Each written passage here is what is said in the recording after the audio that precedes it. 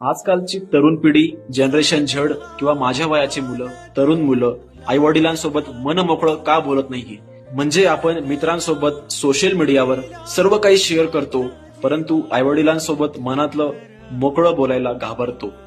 आणि याचा परिणाम काय होतो? आपलं रिलेशनशिप असेल, लव्ह असेल, करिअर असेल, आपलं स्वतःचं आयुष्य असेल, काय करायचं पुढे भविष्यात, या गोष्टींचा गोंधळ उडतो. कारण आपण स्पष्ट बोलत नाही, आपण त्या गोष्टी मनातल्या मनात ठेवत असतो. पण मनात साठवून त्याचं करायचं काय, त्याचं लोणचं घालायचंय का?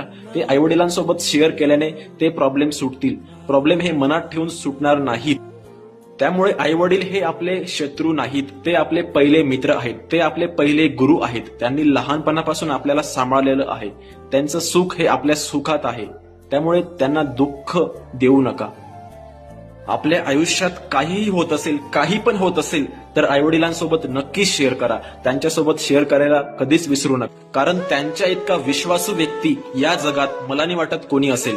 त्यामुळे मनातले सुख, दुःख, अडचणी एवढंच नाही, तुम्ही त्यांना तुमच्या प्रेमाबद्दल सुद्धा सांगा. तुमचा जीएफ, बीएफ, तुम्हाला कोणासोबत लग्न करायचं आहे हे सुद्धा सांगायला विसरू नका. कारण आपला एक चुकीचा निर्णय त्यांचा आत्मा दुखावू शकतो यार. त्यामुळे प्रत्येक गोष्ट शेअर करा. हा, थोडा वेळ लागेल, पण आपल्या सुखात ते त्यांचं सुख नक्की पाहतील.